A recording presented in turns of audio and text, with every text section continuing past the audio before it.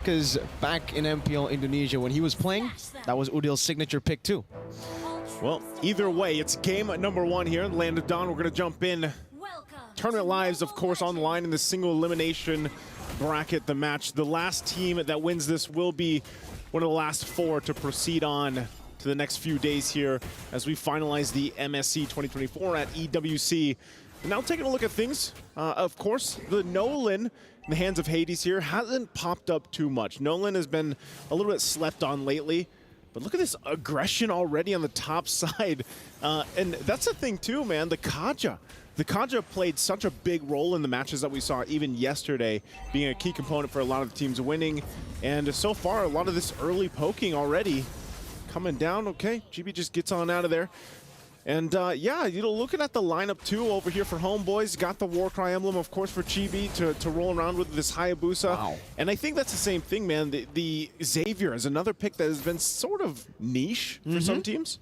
But it's been doing really good. I think even in the wild card, every time we saw a Xavier, it was able to get to its item power spikes relatively quickly. And in these, you know, in this kind of meta where a lot of teams are just going to be contesting neutral objectives, fighting 5v5s, the Mystic Field finds so much more value. And that's exactly what we saw in the wild card. I think we also saw the Xavier in the... It was Sanji, yeah. It was Sanji, TLPH versus Homebois. And in the interview, Udil literally said, you know, hey, we've been learning from that loss against Team Liquid. I think for all the teams that will be going up against us as well, they'll be learning from that match. It seems they're going to take that Xavier away from that match, and maybe they might be able to make it work as well.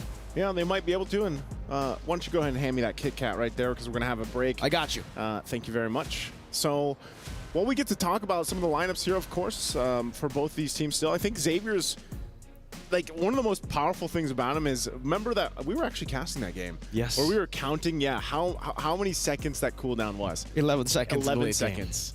And it actually, even before it got to the 11-second cooldown on the Dawning Light, you know, even early on, like the mid-game pressure that's still there, like you mentioned with the Mystic Field, and then Dawning Light being relatively low cooldown is something that teams can play around with. And I think when you pair it up with the fact that, all right, we got a Hayabusa, he's able to, hopefully you can kind of whittle down some of the members with Dawning Light, trap them up in the Mystic Field, and then maybe allows the entry point for this Hayabusa to shine.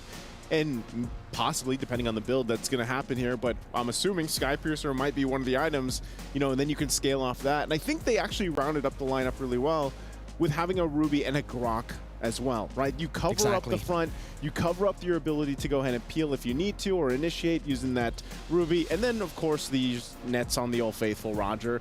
You know, time and time again, I still think it works great in the jungle, but with this time around in the hands of nets, there's so many things that can happen here when it comes to the team fights. And I think really when you look at NIP Flash, playing defensively against that, I'm not sure if they want to be defensive, because look at their lineup. You know, they want to be picking off fights. They want to go roll with the Divine Judgment. And man, can I just say too, if they get a Divine Judgment, it's almost an automatic kill, I'd say, because of the power of a Nolan and a Farsa. The burst damage early game, yeah, that's tough to deal with if you're Homebois. It is. It's really going to be tough, I think, in terms of poke as well. Like you said, you know, they have the Farsa and these close team fights. They got that Nolan, they got the Harith. So many ways for NIP Flash to actually take control of the game and force the fast pace. Because if they are able to force the fast pace against Homebois, against a composition that is pretty strong as well in the early game, but we do have to talk about that Xavier being more of a mid to late game threat still, right? You apply a lot of utility in the early game, and that's what you get for the Xavier. So technically, when we're talking about the early game matchup, the Xavier is not really going to be able to dish out as much damage as the Farsa. So as long as NIP Flash play discipline, this is something that we were also talking about off stream, you know? If they can take it slower than Homebois want, it'll be great for them. Wait on the Divine Judgment, play with the timings, and play with the cycle of abilities that they have. Because once they do use, though, you know, these big burst abilities, those cooldowns are pretty big. And for Homebois, that's what they want to capitalize on. They want to capitalize on the longer team fights, on the longer skirmishes. Yeah, it's kind of like really at least the play for NIP Flash is, if it's not Divine Judgment, then you have Feathered Airstrike, you know, and even for the Nolan, like, the entry point against a Grok and a Ruby is going to be a little bit difficult, you know? And I know the guys on the panel has talked about this. Oh, what is our average game time? 16 to 18 minutes, somewhere around that time? Depends which game. Because Falcons AP Brennan was what, 12? Okay, yeah, that's going to skew the stats a little bit here, but we're jumping back into the game, of course, very early on, a minute and a half in, game number 1 of this best of 5. Nothing too crazy, of course. You know, we got some, we got just the boots completed pretty much for both of them, the mid lane mages here. You can already see some pressure being applied if they can find a pick off in the mid lane. Oh, JPL. Shadow kill onto JPL. First blood over to Homebois with a great gank with that quad shadow. Yep, that's the pressure I was talking about. You know, I spotted them there, and I was like, all right, they're going to go for a play. The level 4 was available. And with that, you know, Turtle now comes up. So I'm wondering if we just see a trade here. Homebois still making their way. Yeah, this is going to be way too fast. Hades knows it. They trade that first blood over for this first objective. Going to go ahead and secure themselves the Turtle for now. Going to force Zorn back as well. So, you know, NIP Flash able to go ahead and equalize the exchange. What would you take, Naisu, if you were like in the place of these two teams, right? Would a kill be more prio for you, or would the Turtle be more prio? That's a good question. I'm a mid lane main, so I'd probably go for a kill and hope that I got the kill. You know, like yeah. Then I can scale up. Especially, I mean, considering the two mages here too. You know, Xavier, Farsa, either one of them, if they get an early kill, it's great for them. But the fact that it went to Chibi is actually even better. So it's really, really good. The fact that they got the Hayabusa, someone that needs to scale up and needs to go for the snowball. Divine Judgment catching Udo straight into the fracture. Even with the wall charge, unable to disengage. Chibi gonna be caught, able to pop in the shadow kill onto Hades, but he finds a double kill and will be able to get the help of Diablo and Curtizi, who is rotated all the way from the XP lane all the way up top. I'm going back to your question. You know, it's good that it went to Chibi. As you look at the STC replay here, this is what we talked about. Divine Judgment's going to be used. They get a kill with the Fracture, and then here comes Chibi. Luckily, he picked up the Sky Piercer right before that whole thing happened, so he was able to get another kill. And then, you know, it wasn't too crazy to deal with for Homebois. So, interestingly enough, because now the Blade of Hephaestus is also in the hands of Hades, good flicker. They get the flicker out from Sapat, so that's fine for now. And again, you know, these are two lineups that they can work really good with the momentum that they're building in the early game. It's just really will come down to, once I feel like we get to mid-game, you'll have to see if NIP Flash plays around, how they play around once the Divine Judgment is gone here. So, you know, we're taking a closer look at things, of course, for Homebois.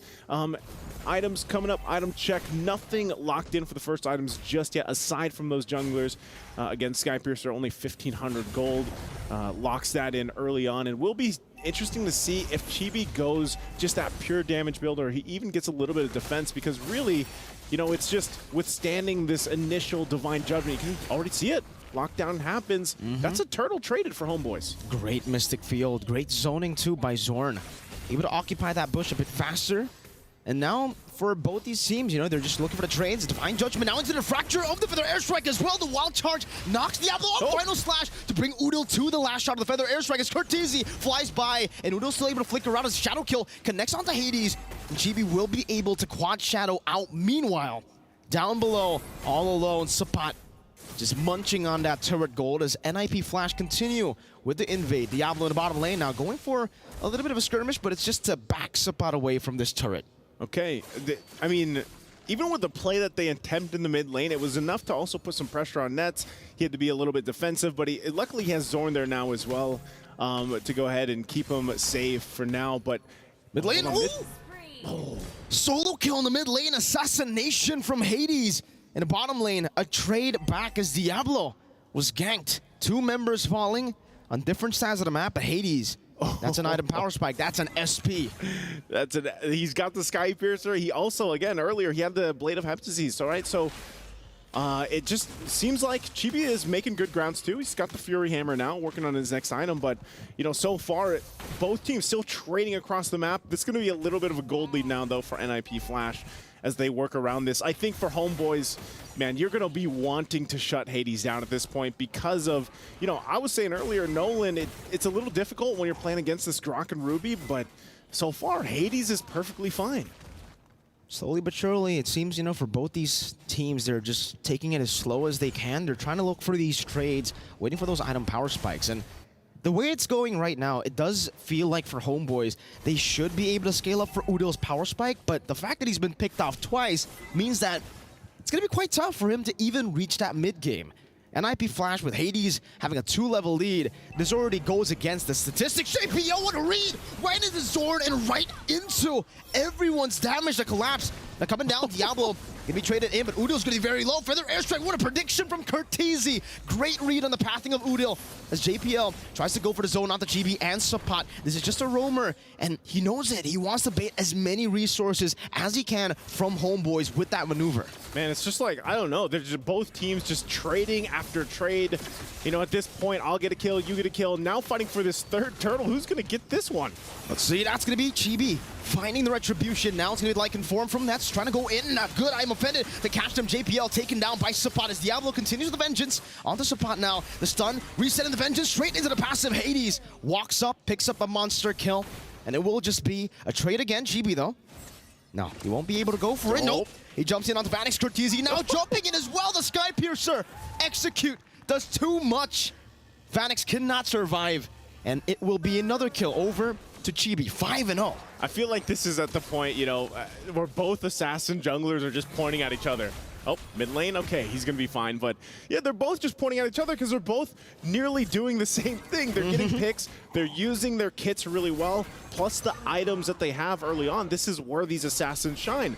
So I would say, again, one of the great things about NIP Flash's lineup is the fact for JPL, he is an on-demand pull into, you know, utilizing that Nolan from Hades. Whereas Homebois, they can actually make it happen, but if it's a wild charge, great. Maybe Zorn's able to get the wild charge off, or you get a great I'm offended. But that on-demand pick-off potential, every time you see that green light for JPL, man, Divine Judgment is going to be able to make a play. Whether he has Flicker or not, here it is. Wild charge into the Mystic Field. Zorn going to be taken down now as the Dawning Light connects onto the back line as well. Nets trying to go for the execute. Chibi finding Vanix. Nets able to flicker out to safety.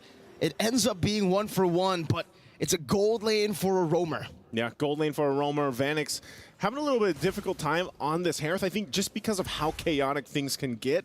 But again, if we are able to go ahead and extend this game number one a little bit further than what we've seen at least today, you know, we're just a few minutes away from that point. But also looking at the gold difference here, relatively even for the most part. You know, aside from, like, junglers, again, are going to be crucial up to a certain point. And then I think you have to start to shift your focus on especially the mid lane. Udil has struggled a bit, you know, in comparison to Curtizi, being able to utilize those lockdowns, utilize the Dawning Light, but as the game goes on... Oh. JPL unable to find a Divine Judgment. That's a pull onto Diablo, right into the Mystic Field. Now the final slash, the wall charge connects onto the back. 2 members knocked up. Vanix disappearing, the shadow kill, getting rid of the back line. GB picks up the double, the fracture, takes Nets out. Hades able to trade, but he has lost all of his teammates. Yeah, but I mean, that's great that Hades picked something up off of that, but now look at this.